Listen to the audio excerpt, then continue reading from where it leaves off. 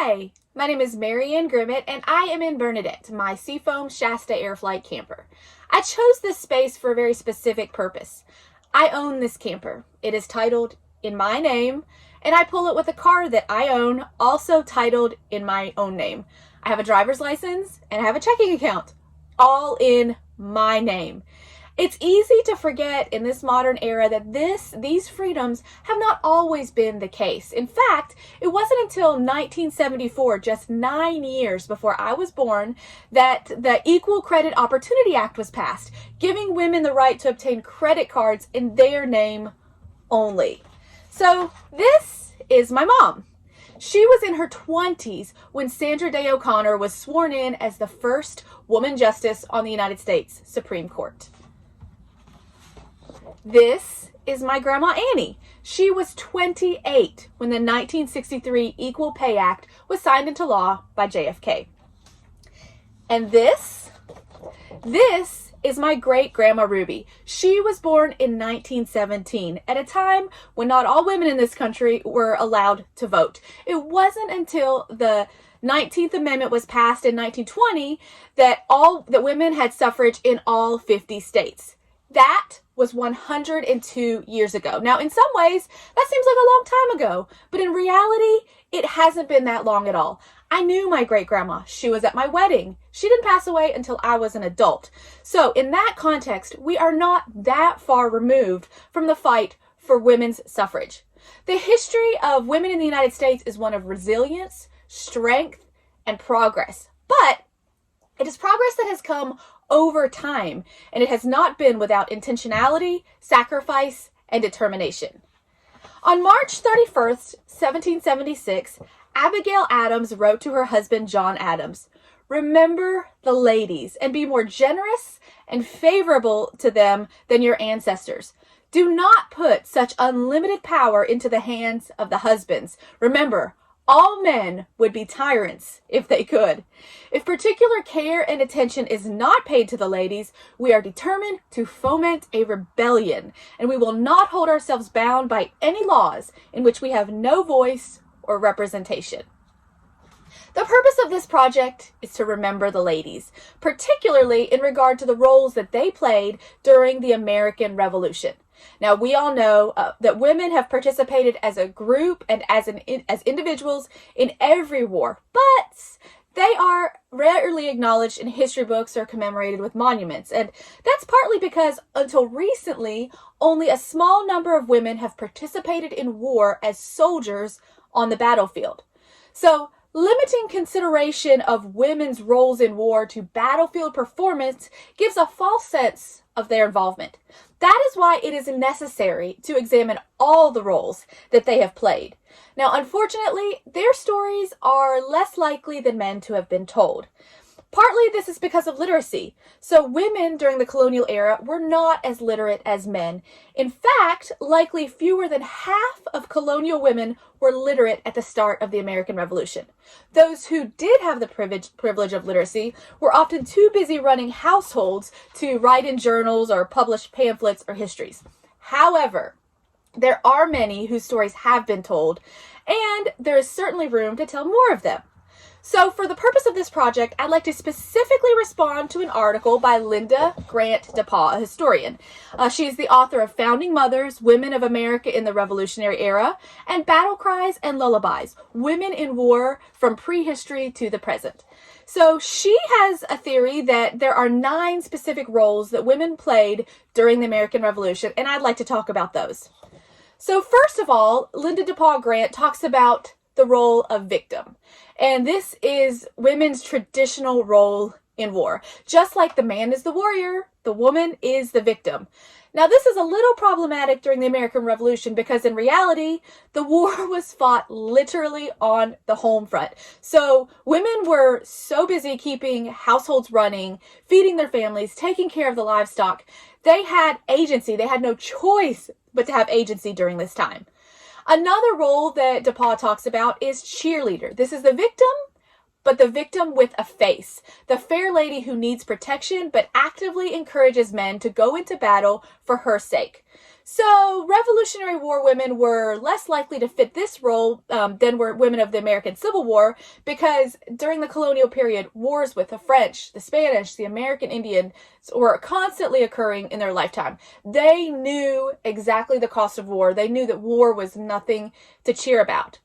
Now, by the Civil War, on the other hand, there were very few around that had direct combat experience. So it was easier for them to kind of buy into this mythic and romanticized preconception of war. But nonetheless, during the Revolutionary War, women did operate in this role as cheerleader to some extent. They encouraged men to enlist, they snubbed those who didn't, and they played the cheerleader in the drama of war. In Mecklenburg and Rowan counties of North Carolina, women refused to marry anyone who had not given proof of induction into the Army to the Committee of Public Safety. Eliza Wilkinson of Charleston, South Carolina, commented in a letter, "I've no husband to fight against them, but if I had one who refused to enter the field in his country's cause, I believe I should despise him from my soul." Another role that DePauw talks about is provider, and that is the women who gave logistical support to the armies. Now, we all know that women manufactured gunpowder and shot as home industries. By the Civil War, with the rise of factories and professional suppliers, many things could be bought. But still, during the Revolution and the Civil War, things such as clothing, food, medical supplies, they primarily came from household production, and that production usually was done by women.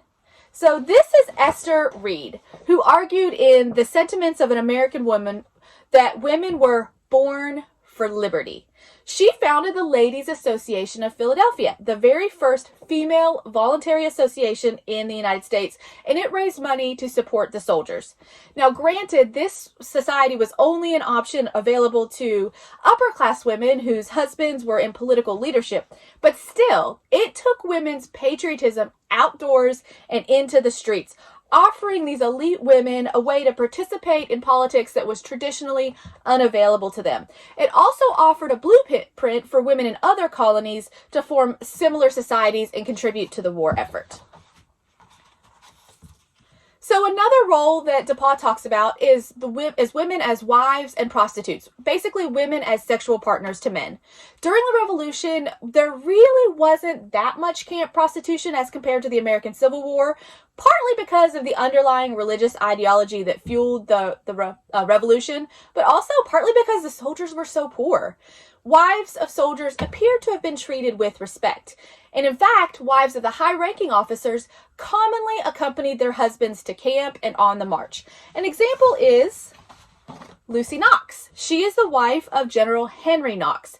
She severed all ties with her Loyalist family and spent the winter at Valley Forge with her husband, along with Kitty Green. She was the wife of Nathaniel Greene, and Martha Washington, the wife of General George Washington. Another role would be camp follower or nurse. These are civilians who follow the army selling goods and services and providing support functions.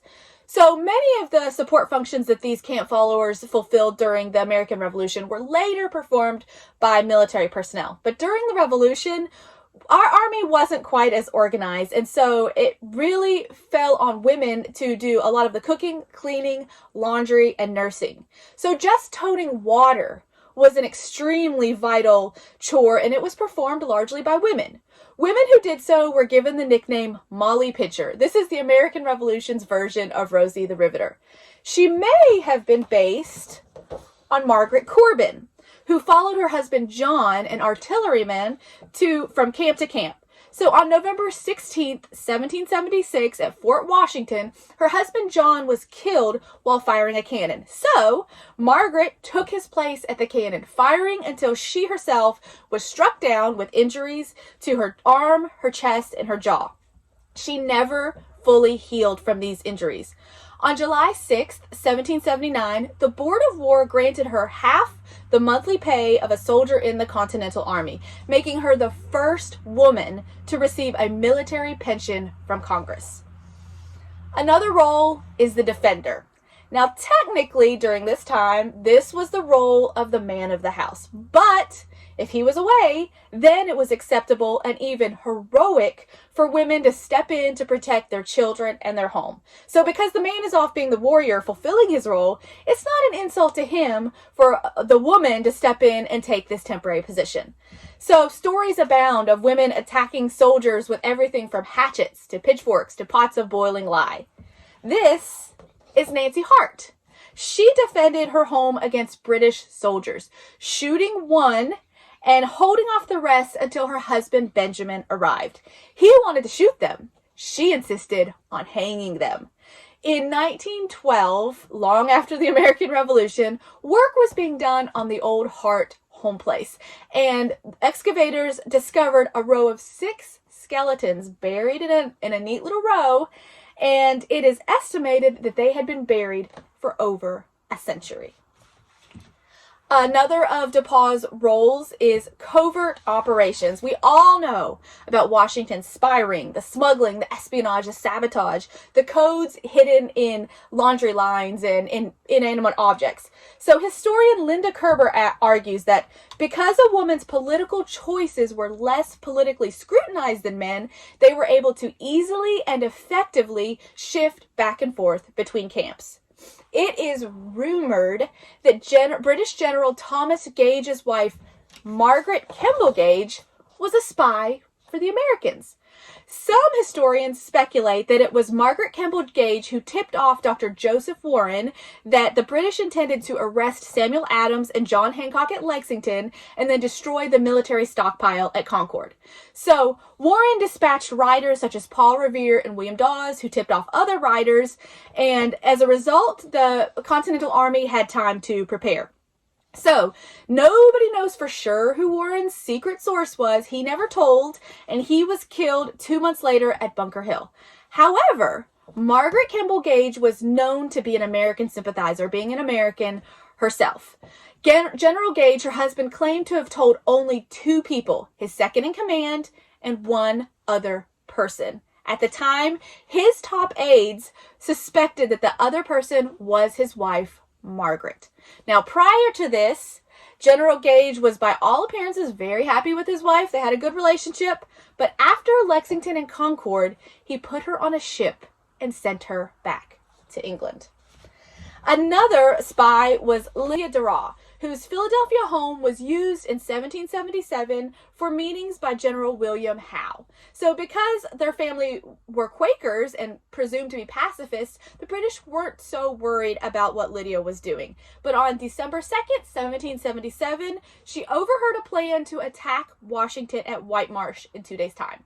So the next morning, she got permission from General Howe to go visit her kids and buy some more flour. She used that as a chance to slip from British to Continental lines and warn the Continental Army, and thereby giving Washington time to prepare. Now, the White Marsh battle did happen. It was waged for 2 days, but Howe ultimately withdrew. This is a statue commemorating Sybil Ludington. She was considered to be the female equivalent of Paul Revere, even though she actually rode twice as far as he did, and she did it in a pouring rain in April of 1777 to warn the folks at Danbury, Connecticut of an impending attack. Another of DePauw's categories is battlefield anomalies. So these are women who didn't enlist, they just got caught up in the fighting. So this happened often during the Revolution because the fight was here at home, right in the thick of their lives. Another reason is that the Revolution many times was a war of small skirmishes rather than large battles. So, for example, men and women might be out together gathering wood or foraging for food, be attacked, and join forces to defend themselves. So DePauw also talks about warriors. These are women who intentionally gave up their gender identities in order to fight. Some of them disguised themselves for even decades after the war was over. An example would be Deborah Sampson Gannett. So she was born on December 17th, 1760. In 1782, she disguised herself as a man named Robert Shirtliff and joined the 4th Massachusetts Regiment. She served at least 17 months as a combat soldier. She once received a gash in her forehead and was shot in her left thigh, and she extracted the pistol ball herself rather than be detected. So she was ultimately discovered when she became ill from an epidemic, was taken to the hospital, and lost consciousness. She was honorably discharged on October 23rd, 1783.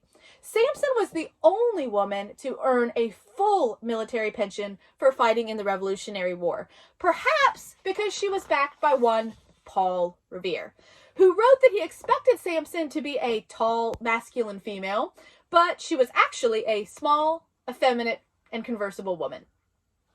So, Phyllis Wheatley, the first African-American published poet, wrote in a letter in 1774, "In every human breast, God has implanted a principle which we call love of freedom.